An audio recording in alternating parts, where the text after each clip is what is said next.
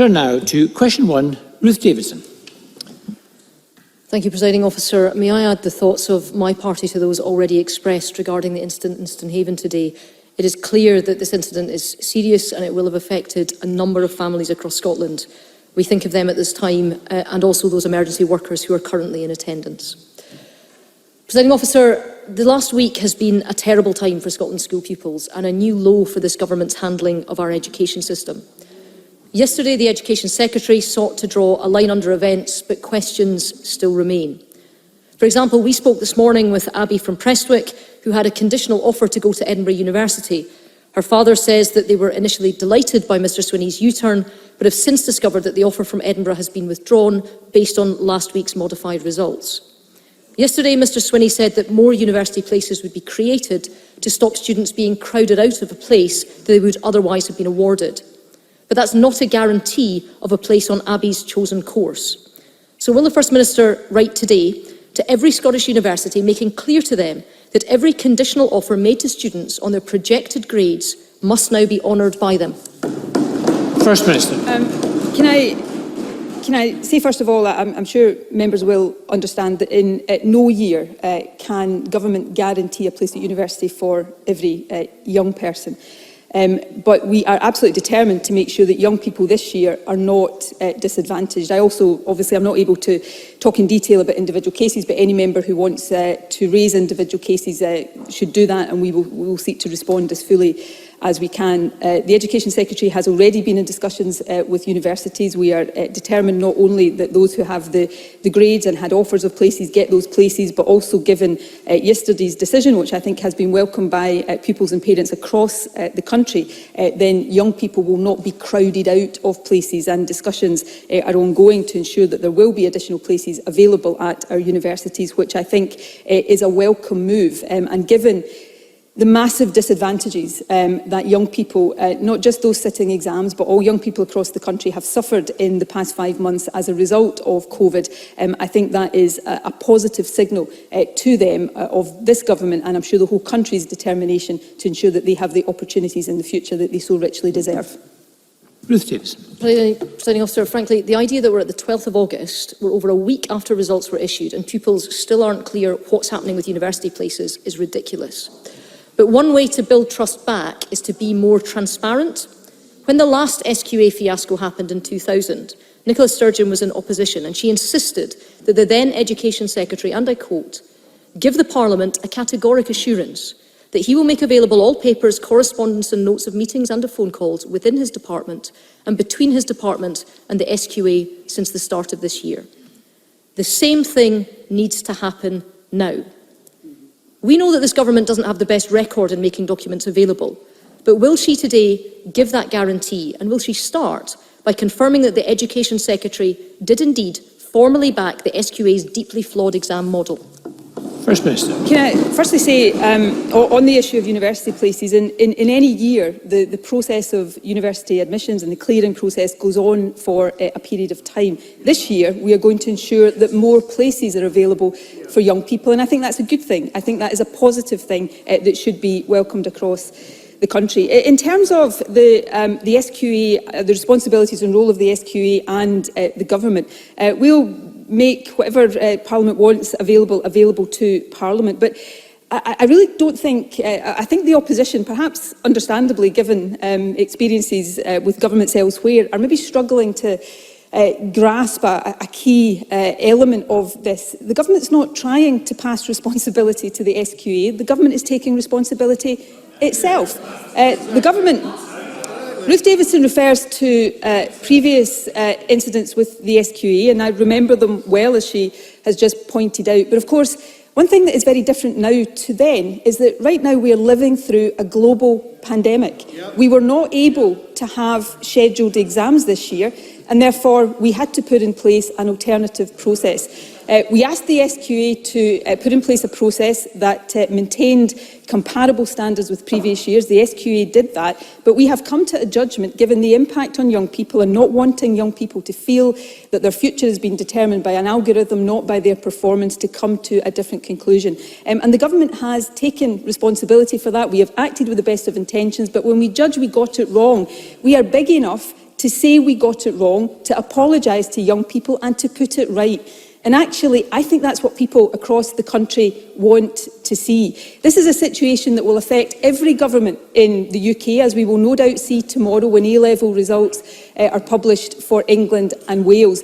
But what we will also see is whether governments elsewhere have the willingness to admit that they might have got it wrong and put it right comprehensively in the way that this government has done.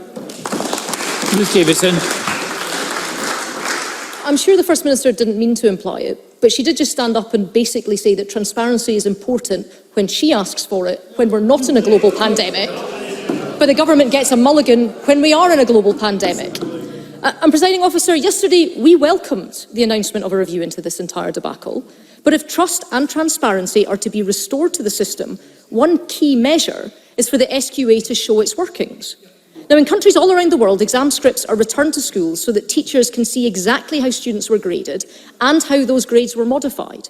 This simple measure would end the secrecy that erodes confidence in the way that our exam system is managed, and it would be a valuable tool in helping teachers to close the attainment gap in future exams. So will the First Minister commit to that today? First Minister.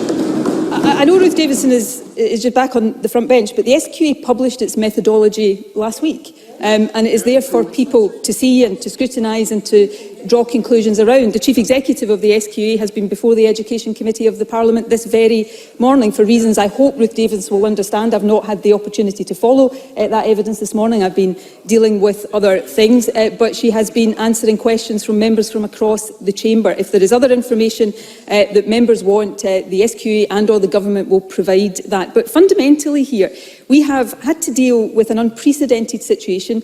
We have done that with the best of intentions, but honestly recognised that we made the wrong judgment and that we perhaps thought too much about standardisation in the system rather than individual experience in what is a unique year. And instead of doing what I suspect some others may do and simply dig our heels in, we have acknowledged that that was not the right thing to do. We have apologised to young people and we've put it right, and we're going to make more university places available. So I think that should all be welcome. Parliament is perfectly entitled to scrutinise all of that, and I, for one, am not scared of scrutiny, whether from Parliament or the electorate. In fact, I relish and welcome it. Ruth Davidson. So she won't write to universities, she won't release correspondence today, and she won't commit to returning exam scripts to schools in future. Presiding Officer, next week marks 5 years since Nicola Sturgeon announced that education would be her #1 priority. And in those 5 years, she's pulled Scotland out of international tests, her flagship education bill was scrapped, named person was struck down by the courts, poor students have been punished by a persistent attainment gap, hundreds of teacher vacancies are left unfilled, and we've just seen the biggest exam fiasco in the history of devolution. John Swinney has been the common denominator through all of this. Now, the First Minister's loyalty to a colleague may be commendable, but her real loyalty should be to the parents and the pupils of Scotland. They deserve new leadership in education, and John Swinney cannot deliver it. Why won't the First Minister see that? First Minister. I'm not sure loyalty to colleagues is a strong suit for Ruth Davidson.